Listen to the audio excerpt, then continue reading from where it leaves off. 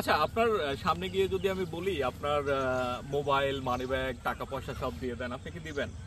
আবার মেয়েদের ক্ষেত্রে যদি গিয়ে বলি আপনার গলার চেন, কানের দুল, ভ্যানিটি ব্যাগের টাকা, মোবাইল সব দিয়ে দেন, দিবেন? কিন্তু এমনটাই কিন্তু ঘটছে। এরকম বেশ কিছু খবর কিন্তু পত্রিকার খবরে, টেলিভিশনের পর্দায় কিন্তু আলোচনার স্থান পেয়েছে। আমি এমন একটা কেমিক্যালের কথা বলবো যেটা আসলেই খুবই ভয়ঙ্কর। ওটার নাম হচ্ছে স্কোপোলামিন, যেটাকে হচ্ছে শয়তানের নিঃশ্বাস বা ডেভিল ব্রেথও বলা হচ্ছে। এটা এমন একটা ভয়ঙ্কর কেমিক্যাল যেটা কোনো একটা কার্ডে অথবা রুমালে আপনার সামনে নিয়ে এরকম করে একটু ঘোরালে ওইটার যে পদার্থটা, এটা যদি আপনার নিঃশ্বাসের মধ্যে দিয়ে আপনার মাথায় প্রবেশ করে, তাহলে কিন্তু অপর প্রান্তে যে লোকটা থাকবে তার নিয়ন্ত্রণে আপনি চলে যাবেন। অর্থাৎ মানে আপনার মাথার, আপনার মস্তিষ্কের যে স্বাভাবিক ক্ষমতা সেটা কিন্তু নষ্ট হয়ে যাবে। আপনি কিন্তু ওইভাবে চিন্তা করতে পারবেন না। উনি যেটা বলবে সেটাই আপনি করতে বাধ্য থাকবেন।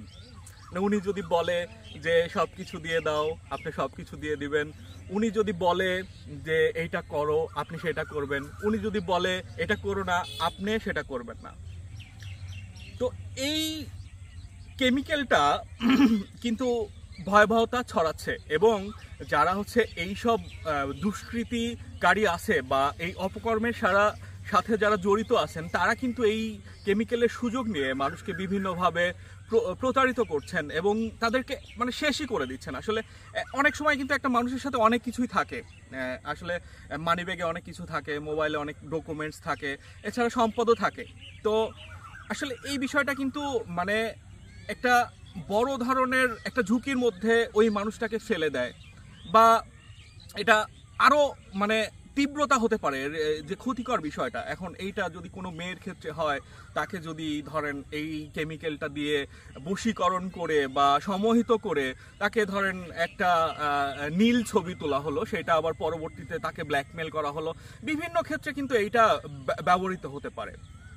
যে কথাটা বলার জন্য এতক্ষণ ধরে আমি আসলে বলে যাচ্ছি বা বলার চেষ্টা করছি, সেটা হচ্ছে আমাদের কিন্তু সচেতন হতে হবে, সতর্ক হতে হবে, আমাদের চারপাশে খেয়াল রাখতে হবে।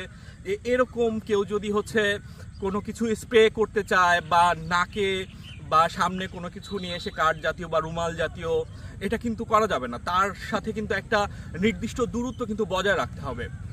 তো মানে পরিশেষে একটাই কথা বলতে চাই যে সতর্কতা, সচেতনতার কিন্তু কমতি রাখা যাবে না, ভালো থাকার জন্য, সুস্থ থাকার জন্য এবং নিজেকে সুরক্ষিত রাখার জন্য। সবার সুস্বাস্থ্য ও মঙ্গল কামনা করে বিদায় নিচ্ছি। ভালো থাকবেন। আসসালামু আলাইকুম।